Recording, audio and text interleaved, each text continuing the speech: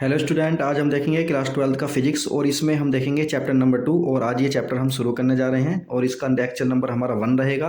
तो देखिए chapter number 2 जो है हमारा वो है इलेक्ट्रोस्टैटिक्स पोटेंशियल एंड कैपेसिटेंस। तो इलेक्ट्रोस्टैटिक्स पोटेंशियल क्या होता है और कैपेसिटेंस क्या होता है, इन सब के बारे में हम इस चैप्टर में पढ़ेंगे। तो देखिए सबसे पहला चीज़ जो है हमारी इलेक्ट्रिक फील्ड को हम दो तरह से बता सकते हैं। इलेक्ट्रिक फील्ड हमारी या तो इलेक्ट्रिक फील्ड के थ्रू बता सकते हैं या इलेक्ट्रिक पोटेंशियल के थ्रू भी हम बता सकते हैं। तो चलिए अब हम इसको देखते हैं, तो समझते हैं। देखिए क्या होता है, ये एक जनरल तरीके से देखते हैं। देखिए यहाँ पर हमारा एक सोर्स चार्ज रखा हुआ है। सोर्स चार्ज एक चार्ज होगा जो कि बड़ा चार्ज होगा और वो पॉजिटिव लेंगे हम हमेशा, उसको हम इस तरह से मान के चलते हैं। तो हमने एक पॉजिटिव चार्ज ले लिया जो कि सोर्स चार्ज है हमारा, और वो ओ पॉइंट पर रखा हुआ है।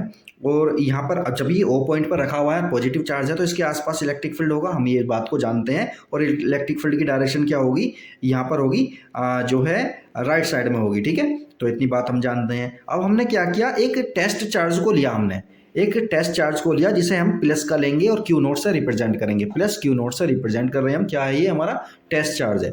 तो इस टेस्ट चार्ज को हम इलेक्ट्रिक फील्ड में ही, इलेक्ट्रिक फील्ड के अंदर ही ए पॉइंट से बी पॉइंट तक लाएंगे। तो अब हम जानते हैं ये भी पॉजिटिव है और ये भी पॉजिटिव है, तो इसको यहाँ से यहाँ लाना आसान नहीं है। इसको यहाँ से यहाँ लाने के लिए हमें वर्क डन करना पड़ेगा। तो वर्क डन जो हम करेंगे यहाँ से यहाँ लाने में इस चार्ज को, तो इस वर्क डन को ही पर यूनिट चार्ज, इस वर्क डन को ही पर यूनिट चार्ज हम क्या कहते हैं, पोटेंशियल कहते हैं।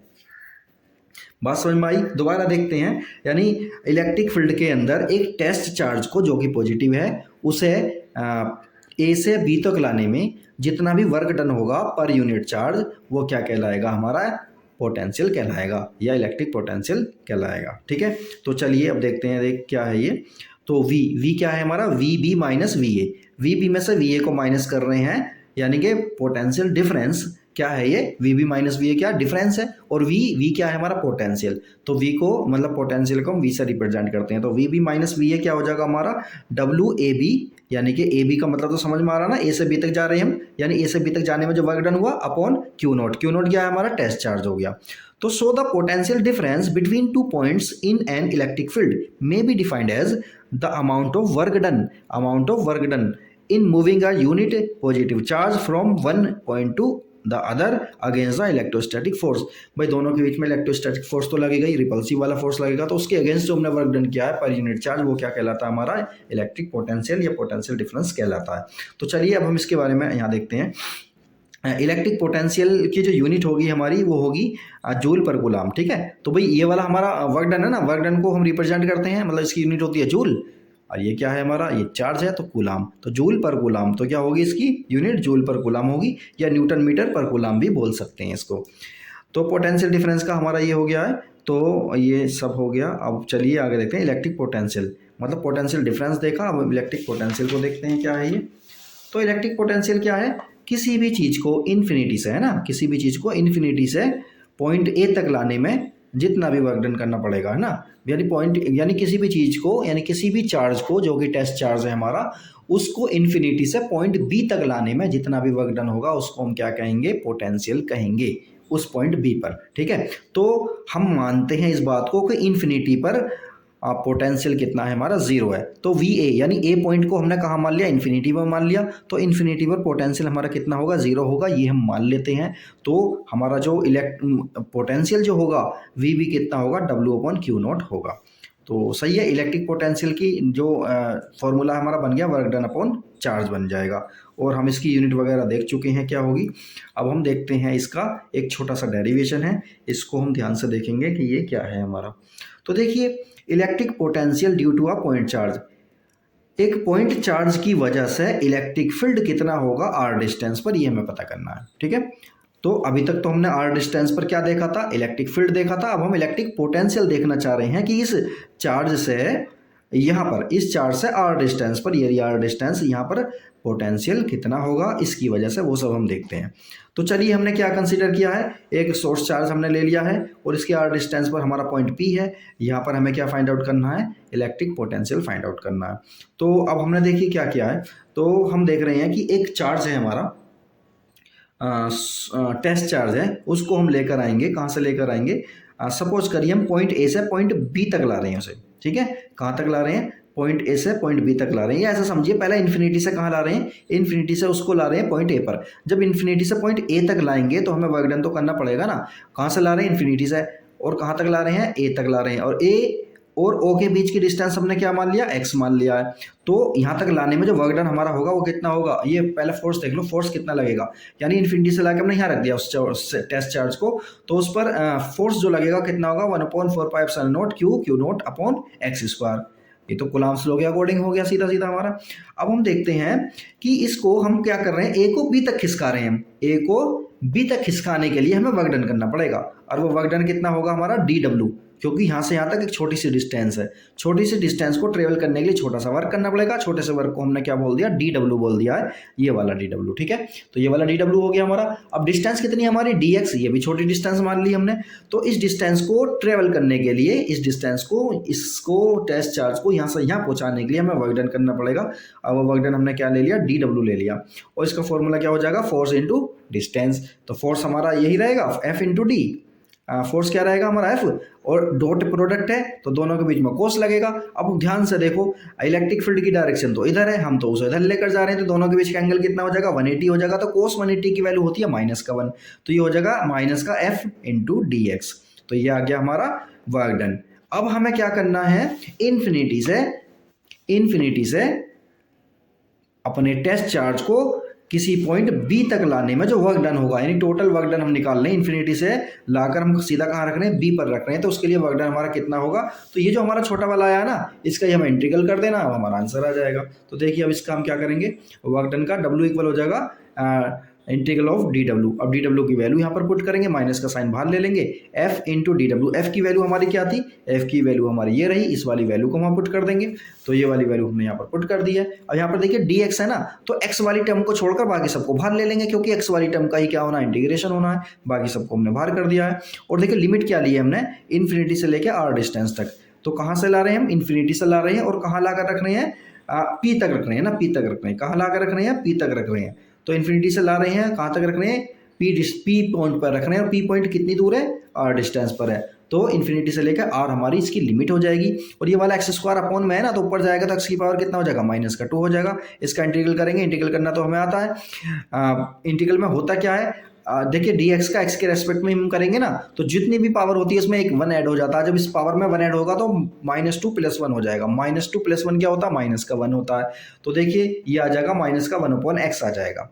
-1 को x की पावर -1, इसे क्या लिख सकते हैं हम, इसे लिख सकते हैं 1/x। तो इसे हमने 1/x लिख दिया, माइनस का साइन इसके साथ आ ही रहा है। तो देखिए यहाँ पर R और इन्फिनिटी ये हमारी इसकी लिमिट है, पहले अपर लिमिट रखेंगे फिर लोअर लिमिट रखेंगे। तो अपर लिमिट और लोअर लिमिट रखेंगे तो देखिए हमारा ये आ जाएगा, तो ये आ गया हमारा। अब यहाँ पर ध्यान से देखिए 1/∞ इसे क्या बोलते हैं, 1/∞ तो हमारा 0 हो जाएगा, तो ये वाली वैल्यू हमारी आ जाएगी 1/4πε0 क्यू नॉट अपॉन R। ये आ गया हमारा वर्क डन। ये आ गया वर्क डन हमारा, इन्फिनिटी से पॉइंट P तक रखने में टेस्ट चार्ज को कितना वर्क डन करना पड़ेगा, ये आ गया हमारा वर्क डन। अब हम एक बात जानते हैं, देखिए ये वाला फॉर्मूला तो हमने देखा था ना, W/V इक्वल क्या होता है हमारा, W/Q0। तो यहाँ पर हम यही वाला फॉर्मूला अप्लाई करेंगे, V इक्वल होता है W/Q0। W की वैल्यू ये वाली को हम पुट कर देंगे, Q0 से हमारा Q0 ये वाला कैंसिल हो जाएगा, तो फाइनली हमारा V की वैल्यू आ गई 1/4πε0 Q/R। तो देखिए V जो है ना हमारा, V में और R में क्या रिलेशन है, इन्वर्सली रिलेशन है, मतलब R बढ़ेगा तो V हमारा घटता चला जाएगा। तो इसी तरह से हमने ये रिलेशन बना दिया है। वेरिएशन ऑफ पोटेंशियल का वेरिएशन यानी V का वेरिएशन, और E का वेरिएशन किसके साथ, R के साथ। तो R हमारा ये बढ़ रहा है, तो देखिए हमारा सबसे पहले हम V की बात कर लेते हैं। V घटेगा तो सही, लेकिन E के रेस्पेक्ट में कम घटेगा, क्योंकि V के फॉर्मूले में R है, और R के E के फॉर्मूले में क्या, R का स्क्वायर है, तो ये तेजी से घटेगा। E जो है तेजी से घटेगा, ये थोड़ा सा कम घटेगा, लेकिन घटेंगे दोनों। तो इस तरह से हमारा इसका ग्राफ बन जाएगा। चलिए अब हम बात करेंगे जो है हमारा क्या है, ये इलेक्ट्रिक पोटेंशियल की बात करेंगे, और किसके लिए, एट एन एक्सियल पॉइंट पर बात करेंगे, और डाइपोल के लिए बात करेंगे। तो डाइपोल की वजह से इलेक्ट्रिक पोटेंशियल हमारा कितना होगा, कहाँ पर, एक्सियल पॉइंट पर कितना होगा। तो डाइपोल के बारे में तो हम जानते हैं अच्छे से, क्योंकि हमने जो है पहले वाले चैप्टर में डायपोल के बारे में अच्छे से पढ़ा था और उसके 2 डेरिवेशन भी किए थे, तो डायपोल के बारे में बताने की कोई ज़रूरत है नहीं। तो यहाँ देखिए ये डायपोल है, इसका माइनस चार्ज है, माइनस क्यू, ये प्लस का क्यू चार्ज है, ये है पॉइंट ए, ये है पॉइंट बी, और इन दोनों के बीच की जो डिस्टेंस है हमारी 2a है, जिसको हमने यहाँ से यहाँ तक a, यहाँ से यहाँ तक a में डिवाइड कर दिया है, और ये इसका मिड पॉइंट है, और यही वाली इसकी एक्सिस जो है इसी को हम क्या बोलेंगे, एक्सियल पॉइंट बोलेंगे। तो एक्सियल पॉइंट P यहाँ पर है, और ये P की जो डिस्टेंस है ना इसके मिड पॉइंट से कितनी है, R है। तो ये वाला हमारा थोड़ा सा समझ में आ गया। अब हम देखते हैं यहाँ पर जो है इलेक्ट्रिक पोटेंशियल यहाँ पर कितना होगा। हम जानते हैं पॉइंट चार्ज की वजह से कितना होता है, इतना होता है, ये तो फॉर्मूला देख लिया ना हमने। तो ये हो जाएगा हमारा टोटल V कितना हो जाएगा हमारा, V1 प्लस V2 हो जाएगा। तो V1 की वैल्यू कितनी आई हमारी, V1 की वैल्यू हम सपोज करिए मान लेते हैं ये वाले की वजह से है V1, ठीक है, A की वजह से है, तो यहाँ माइनस का चार्ज है ना, तो यहाँ पर भी क्या आ जाएगा 1/4π0 minus q upon AP। AP क्या है हमारी डिस्टेंस है, A यहाँ से लेके यहाँ तक की डिस्टेंस को क्या बोल रहे हैं हम, AP। ये वाली डिस्टेंस हो गई हमारी, ये वाली और ये वाली, क्या बोल दिया हमने इसे, AP बोल दिया। तो प्लस 1/4π0 क्यू अपॉन BP। तो BP कौन सी डिस्टेंस है, इन दोनों के बीच की डिस्टेंस को हम क्या बोल रहे हैं, BP बोल रहे हैं। अभी है कितनी, देखिए यहाँ से यहाँ तक की डिस्टेंस कितनी है हमारी, R प्लस A, और यहाँ से यहाँ तक की डिस्टेंस कितनी है, R माइनस A। तो ये वाली दोनों डिस्टेंस को हम यहाँ पर लिख देंगे। डिस्टेंस को लिखने के बाद देखिए सब कुछ कॉमन आ जाएगा, जो अंदर बचा है इसको हम थोड़ा सा सोल्व करेंगे। सोल्व करने के बाद ये थोड़ा सा इस तरह से आ रहा है। अब ध्यान से देखिए Q into 2A, Q into 2A को क्या बोल सकते हैं हम, P बोल सकते हैं। डाइपोल क्या है, ये डाइपोल मोमेंट है Q इंटू 2A। तो P इस पूरे की वजह से हमने क्या लिख दिया, P लिख दिया, और ये हमारा फॉर्मूला फाइनली ये आ गया। अब हम एक बात और देखते हैं कि जो डाइपोल है ना हमारा शॉर्ट है। शॉर्ट का क्या मतलब है, डाइपोल हमारा छोटा है, यानी माइनस क्यू और प्लस क्यू के बीच की जो डिस्टेंस है वो बहुत छोटी है R के कंपेयर में, इसलिए ए स्क्वायर को हम निगलेक्ट कर देंगे। यहाँ पर जब ए स्क्वायर को निगलेक्ट कर देंगे तो V की वैल्यू हमारी आ जाएगी 1/4π0 into P upon R square. ये फाइनली हमारा फॉर्मूला बन गया है किसके लिए, डाइपोल का एक्सियल पॉइंट पर पोटेंशियल कितना होगा उसके लिए फॉर्मूला हमारा ये बन गया है। चलिए अब हम देखते हैं इसका, इसी का ही दूसरा डेरिवेशन देखते हैं। इलेक्ट्रिक पोटेंशियल किसके लिए, at an X equatorial point of a dipole. Dipole के अब इक्विटोरियल पॉइंट पर हमें बात करेंगे। तो ये वाली चीज़ तो हम जानते हैं, ये डिस्टेंस हो गई। तो ये वाला जो पॉइंट, ये वाला जो लाइन होती है ना, ये वाली डाइपोल की क्या होती है, इक्विटोरियल लाइन होती है। तो इसी लाइन पर कहीं यहाँ से R डिस्टेंस पर पॉइंट P है, यहाँ पर हमें क्या फाइंड आउट करना है, पोटेंशियल फाइंड करना है, इसकी वजह से और इसकी वजह से। तो यहाँ पर पोटेंशियल फाइंड आउट करने के लिए हमें डिस्टेंस पता होना चाहिए, ये वाली और ये वाली भी। तो ध्यान से देखिए पाइथागोरस थ्योरम से हम ये वाली डिस्टेंस इन दोनों की हेल्प से बता सकते हैं, √R square plus A square. इसी तरह से ये भी डिस्टेंस सेम रहेगी। अब देखिए यहाँ पर जो पोटेंशियल होगा और यहाँ पर इन दोनों की वजह से होगा ना, तो कितना होगा, V1 प्लस V2 होगा। तो एक की वजह से तो प्लस में होगा, एक की वजह से माइनस में होगा, दोनों की डिस्टेंस सेम है, इसलिए दोनों के दोनों क्या हो जाएंगे, एक दूसरे को कैंसिल कर देंगे, तो 0 वैल्यू आ जाएगी। मतलब यहाँ पर जो पोटेंशियल होगा ना इस वाली लाइन पर, तो ये वाली लाइन पर जो पोटेंशियल होता है हमारा डाइपोल की वजह से क्या होता है, 0 होता है। ठीक है, तो ये वाली बात हमारी क्लियर हो गई है। चलिए अब हम आगे देखते हैं। तो ये है हमारा electric potential due to a group of point charge. Point charge बहुत सारे हैं, बहुत सारे पॉइंट चार्ज होने की वजह से क्या होगा, सबकी वजह से किसी पॉइंट P पर इलेक्ट्रिक पोटेंशियल कितना होगा इसके बारे में देखते हैं। सबसे पहले डायग्राम देख लेते हैं। ये हमारा पॉइंट P है और इस पॉइंट P की Q1 से डिस्टेंस है हमारी R1, Q2 से डिस्टेंस है R2, Q3 से डिस्टेंस है R3। इसी तरह से हमारे बहुत सारे चार्ज हैं ये। तो इन सब की डिस्टेंस पता है हमें और इन सब का चार्ज पता है। तो इस पॉइंट P पर इन सब की वजह से पोटेंशियल कितना होगा उसको हम देखते हैं। तो देखिए पहले वाले की वजह से क्या हो जाएगा, V1 हो जाएगा हमारा 1/4π0 Q1 अपॉन R1। इसी तरह से दूसरे वाले की वजह से, तीसरे वाले की वजह, सबकी वजह से ये हो जाएगा। अब सबके लिए हमें क्या करना है, V टोटल कितना होगा, V1 plus V2 plus V3, सबको ऐड कर देंगे। जब सबको ऐड कर देंगे तो सबका फॉर्मूला हमने लिख दिया है। सबका फॉर्मूला लिखने के बाद देखिए क्या आएगा, 1/4π0, ये तो कॉमन आ जाएगा क्योंकि सभी में सेम है, Q1 upon R1 plus Q2 upon R2 plus Q3 upon R3। तो इसे हम सबमिशन फॉर्म में नहीं लिख सकते, सिग्मा वाली फॉर्म में। तो sigma I equal 1 to n Q1 upon QI upon RI, ये वाला हमारा फॉर्मूला इसका फाइनली बन जाएगा। तो ये वाला हो गया हमारा फाइनल। अब हम देखते हैं सरफेस की वजह से।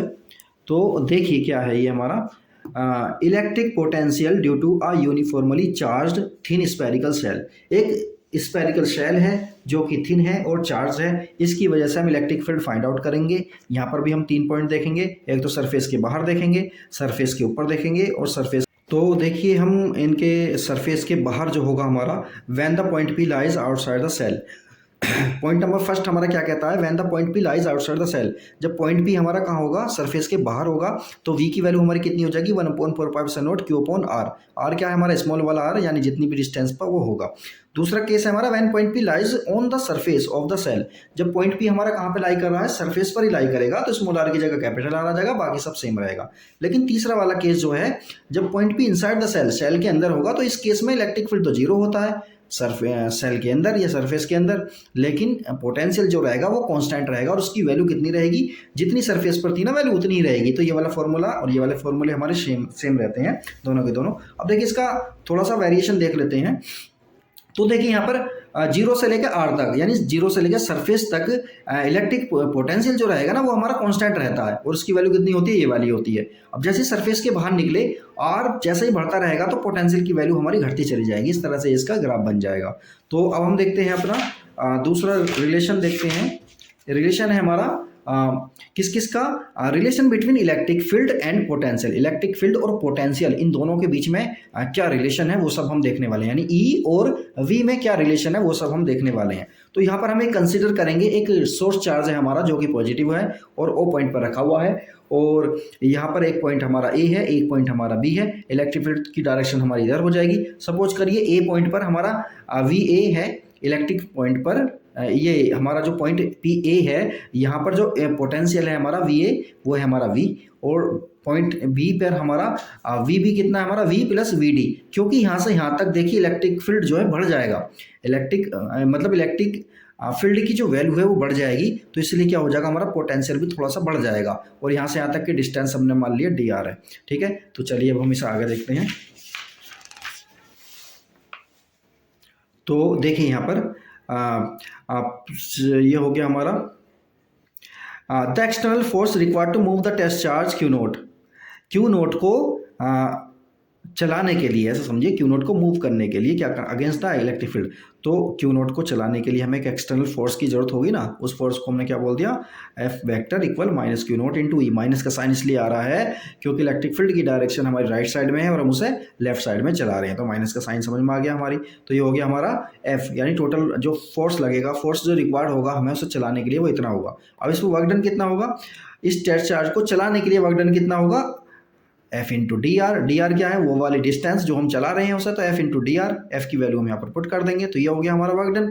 लेकिन हम एक बात और जानते हैं, वर्क डन कौन से फॉर्मूले से, वर्क डन इक्वल होता है चार्ज इंटू पोटेंशियल डिफरेंस। मतलब हमने देखा था पोटेंशियल डिफरेंस क्या था हमारा, पोटेंशियल डिफरेंस था हमारा वर्क डन अपॉन चार्ज, तो वहां से हम वर्क डन निकालेंगे उस फॉर्मूले से, तो वर्क डन हो जाएगा हमारा चार्ज इंटू पोटेंशियल डिफरेंस। तो चार्ज कितना है हमारा क्यू नोट, और पोटेंशियल डिफरेंस कितना हमारा V B minus V A. तो ये वाला हमारा ये वाला हमको इस तरह से लिख देंगे, यानी V B minus V A को हमने क्या लिख दिया, डी वी लिख दिया हमने। ठीक है, तो ये वाला जो हमारा वर्क डन होगा और ये वाला वर्क डन होगा, दोनों के दोनों वर्क डन तो सेम है ना, तो दोनों को हम इक्वल पुट कर देंगे। तो देखिए हमने देखा यहाँ पर कि जो दोनों का जो वर्क डन है वो दोनों का सेम होगा, इसलिए हम क्या करेंगे, इस वाले वर्क डन को, मतलब ये वाले वर्क डन को और ये वाले वर्क डन को हमने इक्वल लिख लिया है। तो यहाँ से हम क्या निकालना है, ई निकालेंगे। देखिए क्यू नोट से तो क्यू नोट हमारा कैंसिल हो रहा है ना, तो ई की वैल्यू हमारी आ जाएगी माइनस का d V upon d r. तो ये हो गया हमारा रिलेशन किस किस के बीच, इलेक्ट्रिक फील्ड के बीच और पोटेंशियल के बीच। और इसी चीज़ को हम क्या कहते हैं, इसी चीज़ को हम कहते हैं पोटेंशियल ग्रेडियंट। क्या है ये, हमारी पोटेंशियल ग्रेडियंट है, और ये टर्म जो है ना बहुत इंपॉर्टेंट है, इसको हमें ध्यान में रखना। ठीक है, बात समझ में आ गई। तो ये वाला फॉर्मूला हमारा इलेक्ट्रिक फील्ड और पोटेंशियल के बीच में क्या रिलेशन होता है, ये वाला फॉर्मूला है हमारा, तो इसको हम याद रखेंगे। तो अब हम देखते हैं आगे अपना, अब हम देखते हैं equipotential surfaces and their properties. Equipotential surface, वो सरफेस, देखिए वो सरफेस जिन पर पोटेंशियल की वैल्यू सेम रहती है या कांस्टेंट रहती है, उन्हें क्या कहते हैं, हम इक्विपोटेंशियल सरफेस बोलते हैं। तो equipotential surface, any surface that has same electric potential at every point on it is called an equipotential surface. एक ऐसा सरफेस जहां पर सभी पॉइंट पर, सभी जगह पर इलेक्ट्रिक पोटेंशियल की वैल्यू सेम रहती है, उसे क्या कहेंगे, हम इलेक्ट्रिक पोटेंशियल कहेंगे। तो इलेक्ट्रिक पोटेंशियल की कुछ प्रॉपर्टीज होती हैं जो कि बहुत ज़्यादा इंपॉर्टेंट है, उनको हम एक एक करके देखने वाले हैं। Properties of equipotential surfaces. Equipotential surfaces की जो प्रॉपर्टी है उनको हम देख रहे हैं एक एक करके। तो देखिए सबसे पहली प्रॉपर्टी क्या है, no work is done in moving a test charge over an equipotential surface. जब इक्विपोटेंशियल सरफेस होगा और वहाँ पर हम टेस्ट चार्ज को चलाने लगे, मूव कराने लगे, तो वहाँ पर वर्क डन जीरो होता है। वर्क डन जीरो क्यों होगा? तो देखिए वर्क डन हमारा जीरो क्यों होगा? वर्क डन जीरो इसलिए होगा, सपोज करिए इक्विपोटेंशियल सरफेस है हमारा ए पर और बी पर, तो ये वर्क डन जीरो के लिए देखिए क्या करेंगे। सपोज करिए हमारा इक्विपोटेंशियल सरफेस है ए पर और बी पर जो है वी की वैल्यू हमारी सेम है। तो अब हम देखिए अब सपोज करिए हम एक चार्ज को, टेस्ट चार्ज को ए से बी तक लेकर जाते हैं, तो उसमें वर्क डन कितना होगा? फॉर्मूला हम जानते हैं, डब्ल्यू ए बी इक्वल होता है हमारा चार्ज इंटू पोटेंशियल डिफरेंस। तो चार्ज कितना हमारा क्यू नॉट और पोटेंशियल डिफरेंस हमारा कितना हो जाएगा? V B minus V A हो जाएगा। लेकिन हम जानते हैं वी बी और वी ए दोनों की वैल्यू कितनी है? सेम। तो दोनों का डिफरेंस कितना हो जाएगा? जीरो। तो हमारा ये वर्क डन कितना हुआ इसमें? जीरो हो जाएगा। समझ आ गया? अब आगे देखते हैं हम। Electric field is always normal to the equipotential surfaces at every point, यानी इक्विपोटेंशियल सरफेसेस जहां भी होगा तो वहां पर इलेक्ट्रिक फील्ड की जो डायरेक्शन होगी वो नॉर्मल होगी। किसके? इक्विपोटेंशियल सरफेस के। सपोज करिए ये हमारा क्या है? इक्विपोटेंशियल सरफेस है, तो इस पर नॉर्मल बनाते हुए 90 डिग्री एंगल बनाते हुए इलेक्ट्रिक फील्ड की लाइन होंगी हमारी। ठीक है, तो चलिए ये वाला भी इंपॉर्टेंट है, इसे भी याद रखना है। तो अब ये वाले को देखिए, equipotential surfaces are closer together in region of strong electric field. जहां इलेक्ट्रिक फील्ड मतलब इलेक्ट्रिक पोटेंशियल जो होंगे हमारे इक्विपोटेंशियल सरफेस जहां भी होगा हमारा, वहां पर अगर क्लोज हैं वो एक दूसरे के, बहुत ज़्यादा क्लोज हैं, तो वहां क्या होगा? इलेक्ट्रिक फील्ड हमारा स्ट्रॉन्ग होगा। और जहां इक्विपोटेंशियल सरफेसेस हमारे दूर दूर हैं, वहां पर जो है ना हमारा इलेक्ट्रिक फील्ड जो होगा वो वीक होगा हमारा। तो इसे इस तरह से समझ सकते हैं, ई इक्वल होता है हमारा minus d V upon d r. ये तो फॉर्मूला हमने अभी देखा। तो डी आर इक्वल हो गया हमारा minus d V upon E for the same change in the value of d V. D V की वैल्यू सेम चेंज में क्या होगा? When d V equal constant, तो ई प्रोपोर्शनल हो जाएगा हमारा 1 अपॉन ई के।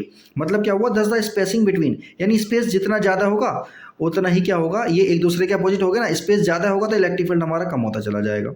ठीक है, और स्पेस कम होगा तो इलेक्ट्रिक फील्ड हमारा ज़्यादा हो जाएगा। नेक्स्ट देखिए, no two equipotential surfaces can intersect each other.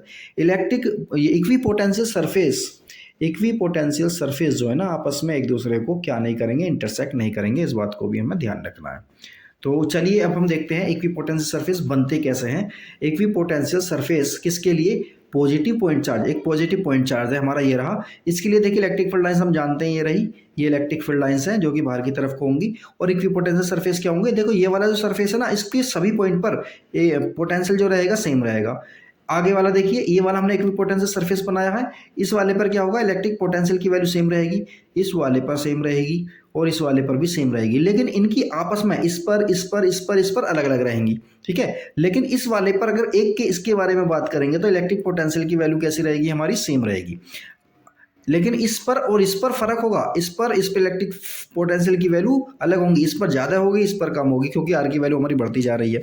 इसी तरह से देखिए, हमने एक डाइपोल लिया है, डाइपोल पर इलेक्ट्रिक पोटेंशियल की जो वैल्यू होंगी वो क्या होंगी? सबसे पहले इलेक्ट्रिक फील्ड लाइंस बना लेते हैं। इलेक्ट्रिक फील्ड लाइंस हमने ये बना ली, हम जानते हैं पॉजिटिव से निकलेंगे और नेगेटिव में एंटर करेंगी, तो ये हो गया हमारा इलेक्ट्रिक फील्ड लाइंस। अब पोटेंशियल बनाना है हमें इक्विपोटेंशियल सरफेसेस, तो देखो ध्यान से बनाना है। यहाँ पर ये क्लोज होंगी, जब डाइपोल में प्लस और माइनस लेंगे तो यहाँ पर ये क्या होंगी? क्लोज होंगी। और इधर की साइड में क्या होंगी? ये थोड़ी सी दूर होंगी। तो यहाँ से हम ये बता सकते हैं यहाँ पर इलेक्ट्रिक फील्ड हमारा कम है और यहाँ पर इलेक्ट्रिक फील्ड हमारा ज़्यादा है। तो हमें क्या हुआ? इलेक्ट्रिक पोटेंशियल सरफेसेस किसके लिए? डाइपोल के लिए, या बोल सकते हैं टू अपोजिट चार्जेस के लिए। इस तरह से बनेगा। अब हम देखते हैं दूसरा, जिसमें चार्ज हमारा कैसा है? चार्ज हमारा सेम है और पॉजिटिव चार्ज है। इसके लिए इक्विपोटेंशियल सरफेस कैसे बनेंगे? तो देखिए इलेक्ट्रिक फील्ड लाइंस तो इससे बाहर की तरफ को जाएंगी, इससे भी बाहर की तरफ को जाएंगी। तो जब इक्विपोटेंशियल सरफेस हम बनाएंगे तो इस बात का ध्यान रखना है हमें, यहाँ पर जो स्पेस होगा ना इनके बीच में ज़्यादा होगा और यहाँ दोनों साइड में स्पेस हमारा कम होगा। तो हम यहाँ पर कह सकते हैं इलेक्ट्रिक फील्ड की वैल्यू यहाँ पर ज़्यादा होगी, यहाँ ज़्यादा होगी, लेकिन बीच वाले एरिया में क्या होगी? कम होगी। तो अब हम देखते हैं equipotential surfaces for a uniform electric field. Electric field कहीं दूर से आ रहा है तो उसकी जो लाइन बनेंगी इस तरह से बनेंगी इलेक्ट्रिक फील्ड लाइन्स। तो सरफेस कुछ इस तरह से होंगे जो कि हमें एक प्लेट की फॉर्म में फील हो रहे हैं, नज़र आ रहे हैं। तो इक्विपोटेंशियल सरफेसेस इस तरह से इसके होंगे यूनिफॉर्म इलेक्ट्रिक फील्ड के लिए। तो अब हम आगे देखते हैं इलेक्ट्रिक पोटेंशियल एनर्जी। तो ये क्या है हमारा? इलेक्ट्रिक पोटेंशियल एनर्जी को हम देखने वाले हैं। इलेक्ट्रिक पोटेंशियल एनर्जी हमारी क्या है? देखिए सबसे पहले इलेक्ट्रिक पोटेंशियल एनर्जी, तो देखिए इलेक्ट्रिक पोटेंशियल एनर्जी क्या होती है? Of a system of point charges may be defined as the amount of work done in assembling the charges eight there locations by bringing them in from infinity. मतलब infinity से कुछ charges को किसी location पर लगाने के लिए, लाने के लिए जो वर्क डन करना पड़ता है उसे क्या कहते हैं? इलेक्ट्रिक पोटेंशियल एनर्जी कहते हैं। अब इसे इस तरह से समझते हैं, potential energy of a system of 2 point charges. 2 point charges हैं, उनको हम असेंबल करेंगे। असेंबल करने का मतलब है किसी पोजीशन पर लाकर रखेंगे, तो उस पर हमें जो पोटेंशियल एनर्जी है वो कितनी होगी वो देखते हैं हम। तो देखिए सपोज करिए यहाँ पर कुछ भी नहीं था, खाली था यहाँ पर। तो यहाँ पर हम क्या कर रहे हैं, इन्फिनिटी से एक टेस्ट चार्ज को लेकर आ रहे हैं और वो है हमारा Q1 और लाकर यहाँ पर रख रहे हैं। जब उसे यहाँ पर लाकर रखेंगे तो वर्क डन हमारा कितना होगा? 0 होगा। क्यों? क्योंकि यहाँ पर कोई इलेक्ट्रिक फील्ड था ही नहीं। जब इलेक्ट्रिक फील्ड नहीं था तो उसके अगेंस्ट हमें कोई वर्क डन नहीं करना पड़ा। जब वर्क डन नहीं करना पड़ेगा तो वर्क डन कितना हो जाएगा? Q1 को इन्फिनिटी से यहाँ लाने में कितना वर्क डन हो गया हमारा? W1 0 हो गया। इसी तरह से अब हम क्या करेंगे, जब यहाँ पर ये फिक्स कर दिया हमने P1 पॉइंट पर, हमने Q1 चार्ज को रख दिया है, तो यहाँ से R12 डिस्टेंस पर, इस वाली डिस्टेंस पर इसकी वजह से एक पोटेंशियल होगा जिसकी वैल्यू होगी हमारी V1 1/4πε0 Q1/R12 होगी। ठीक है, R12 क्या है? पोजीशन को दिखा रहा है। ठीक है, उसके बाद हम क्या कर रहे हैं, एक दूसरे चार्ज को लेकर आ रहे हैं, Q2 को इन्फिनिटी से ला रहे हैं और यहाँ पर P2 पोजीशन पर रखेंगे उसे। जब उसे P2 पोजीशन पर रखेंगे तो इन्फिनिटी से यहाँ लाने में उस पर हमें वर्क डन करना पड़ेगा। क्यों? क्योंकि इसकी वजह से यहाँ पर एक पोटेंशियल है और जब पोटेंशियल होता है कहीं पर तो क्या होता है हमारा, हमें वर्क डन करना पड़ता है। तो वो होगा हमारा W2। वो कितना होगा हमारा? Potential into charge. फॉर्मूला तो हम जानते हैं, W2 कितना हो जाएगा हमारा? Potential into charge. तो पोटेंशियल हमारा कितना है? V1 और चार्ज कितना है हमारा? Q2। तो V1 की वैल्यू हम यहाँ से पुट कर देंगे, ये आ गया हमारा W2। अब हम जानते हैं as the work done is stored as the potential energy U। Work done जो है पोटेंशियल एनर्जी की फॉर्म में क्या हो जाएगा? स्टोर्ड हो जाएगा और वो इसे हम U से रिप्रेजेंट करेंगे। तो U हमारा कितना हो जाएगा? W1 plus W2। अब हम जानते हैं W1 तो हमारा 0 आया था ना, W1 हमारा 0 आया है, तो W2 कितना हो गया? दोनों को ऐड करेंगे तो फाइनली आंसर हमारा ये आ जाएगा। तो इस तरह से हमने क्या निकाल लिया? U निकाल लिया, मतलब इलेक्ट्रिक पोटेंशियल एनर्जी हमने निकाल ली है 2 पॉइंट चार्जेस की वजह से। अब आगे देखते हैं 3 पॉइंट चार्जेस की वजह से देखते हैं। Potential energy of a system of 3 point charges. 3 point charges हैं, उनकी वजह से हमें क्या करना है? हमें पोटेंशियल एनर्जी फाइंड आउट करनी है। सपोज करिए वो चार्जेस है हमारे Q1 Q2 Q3, पोजीशन है हमारी P1 P2 P3। तो सबसे पहला काम हम क्या करेंगे, Q1 चार्ज को हम इन्फिनिटी से ला रहे हैं और P1 पर लाकर रख रहे हैं, तो यहाँ पर वर्क डन हमारा कितना हो जाएगा? 0 हो जाएगा। इसके हमने पहले वाले केस में देखा, जैसा कि ये हो गया। इसी तरह से Q2 हमारा कितना हो जाएगा? जब हम Q2 चार्ज को लाकर यहाँ रखेंगे तो ये वाला भी हमने देख लिया है, ये वाला हमारा ये हो जाएगा। तो ये हो गया हमारा। अब हम बात कर रहे हैं तीसरे वाले चार्ज की। जब इस वाले चार्ज को Q3 को P3 पर लाकर रखेंगे तो सपोज करिए उसकी पोजीशन है हमारी R13 R23, ये वाली इसकी पोजीशन है, यानी कि डिस्टेंस है यहाँ से यहाँ तक की, यहाँ से यहाँ तक की। तो जब इस वाले चार्ज को यहाँ पर रखेंगे तो उससे पहले देखिए क्या होगा, इसकी वजह से यहाँ पर एक पोटेंशियल होगा, इसकी वजह से यहाँ पर एक पोटेंशियल होगा। तो इस पर जो वर्क डन होगा ना, इसकी वजह से भी होगा, इस पर इसकी वजह से भी होगा, यानी इसके और इसके अगेंस्ट हमें वर्क डन करना पड़ेगा। तो टोटल जो होगा हमारा, सबसे पहले हम W3 निकाल लेते हैं। W3 होगा हमारा 1/4πε0 Q1/R13 और प्लस Q2/R23। और Q3 क्या है हमारा? ये चार्ज है हमारा जो इसको हम लेकर आ रहे हैं। तो ये हो गया हमारा टोटल वर्क डन, जो कि हमारा ये होगा। अब देखिए हमारा जो U होगा, U क्या होगा हमारा?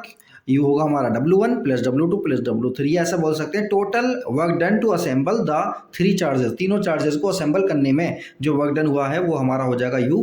तो फाइनली हमारा फॉर्मूला क्या आ जाएगा? फाइनली हमारा फॉर्मूला ये वाला आ गया है। तो ये 3 चार्जेस को जब हम इन्फिनिटी से लाकर किसी जगह पर असेंबल करते हैं तो उसमें जो टोटल वर्क डन होता है वही हमारा क्या होता है? इलेक्ट्रिक पोटेंशियल एनर्जी होता है। तो ये हमारा हो गया है। अब हम आगे देखते हैं इसमें यूनिट देखते हैं हम इसकी। Units of electrostatics potential energy, यानी पोटेंशियल एनर्जी की यूनिट क्या होती है? यूनिट होती है इलेक्ट्रॉन वोल्ट। और इलेक्ट्रॉन वोल्ट जो होता है हमारा 1 इलेक्ट्रॉन वोल्ट होता है हमारा 1.6 × 10⁻⁻19 जूल के। तो इलेक्ट्रॉन वोल्ट इसकी जो यूनिट होती है किसकी? इलेक्ट्रिक पोटेंशियल एनर्जी की। और 1 इलेक्ट्रॉन वोल्ट किसके बराबर होता है? 1.6 × 10⁻⁻19 जूल के बराबर होता है। और ये तो हम देख सकते हैं, देखिए 1 मिली इलेक्ट्रॉन वोल्ट का क्या मतलब है?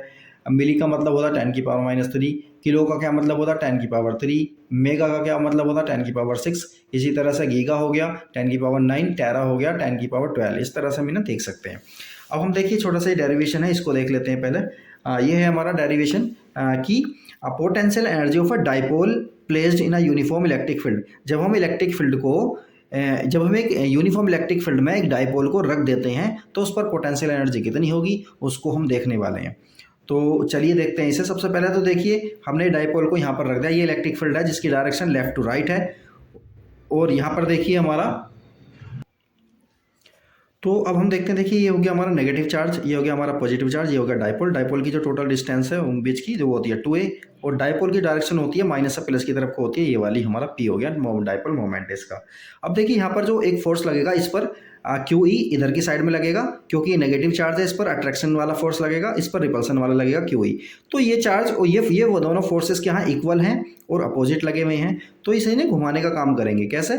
इस तरह से घुमाने का काम करेंगे, मतलब ये ऐसा रखा है ना, तो ऐसा करने की कोशिश करेंगे, ये से दोनों के दोनों इस तरह से करने की कोशिश करेंगे, तो उसी को हम क्या बोलते हैं, टॉर्क बोलते हैं। तो देखिए टॉर्क जो होता हमारा QE into 2a sin theta हो जाएगा।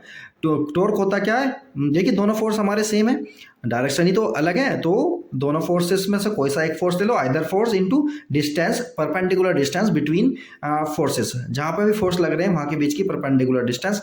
ये हमने पिछले वाले चैप्टर में भी देखा था, जो है ये टॉर्क के बारे में देखा था, तो बिल्कुल सेम टू सेम वही है।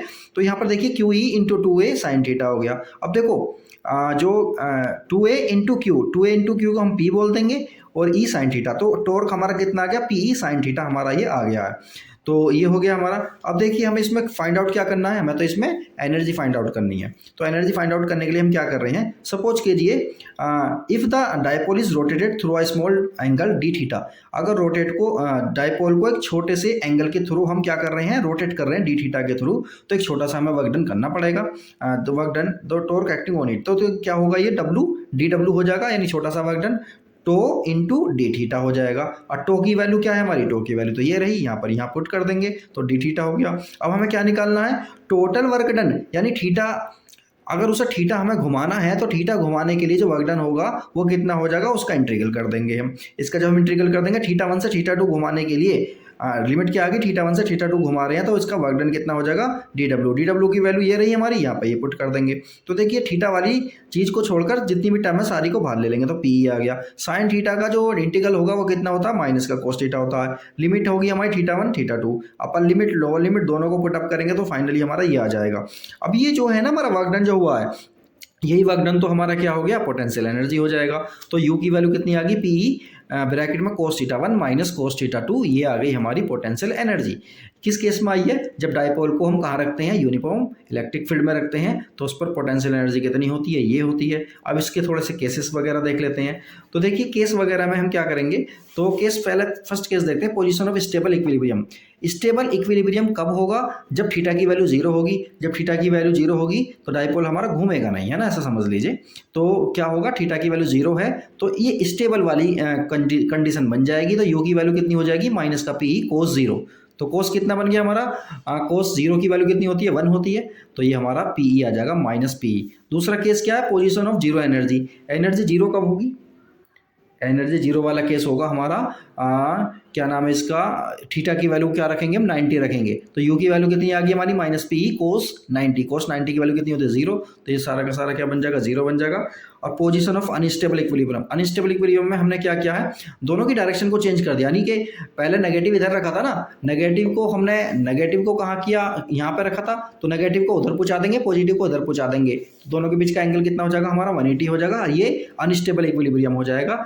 और माइनस का PE cos 180 बन जाएगा। cos 180 की वैल्यू होती है माइनस का 1, तो ये कितना हो गया, प्लस का PE हो जाएगा हमारा। तो फाइनली ये आ गया हमारा पोटेंशियल आ गया हमारा। अब देखती हैं कि अब इसमें देखिए इन्होंने एक चीज़ दी हुई है, यहाँ θ1 θ2 के बारे में कुछ दिया हुआ है इन्होंने। If initially the dipole is oriented perpendicular to direction of the field, यानी कि शुरुआत में ही क्या था हमारा, डाइपोल θ1 की वैल्यू कितनी थी हमारी, 90 थी, and the brought to some orientation, और वो थीटा एंगल उनने कर दिया है, यानी θ2 की वैल्यू कितनी है, थीटा, और θ1 की वैल्यू 90। तो जब θ1 की वैल्यू 90 रखेंगे तो ये तो 0 हो जाएगी ना टर्म, ये 0 हो जाएगी। θ2 की वैल्यू हमने थीटा रख दिया, तो ये वाली वैल्यू हमारी आ जाएगी माइनस का PE cos थीटा। अब देखिए cos थीटा है ना, इसमें तो डॉट प्रोडक्ट में तो लिखा जा सकता है ना, PE P डॉट E आ गया हमारा। तो चलिए अब हमारा ये हो चुका है। अब बाकी जो बचा है हमारा ये पोर्शन हम बाद में करेंगे कि कंडक्टर इंसुलेटर वगैरह किसे कहते हैं, क्योंकि ये हमारा कैपेसिटर वाला पोर्शन आ जाएगा इसमें।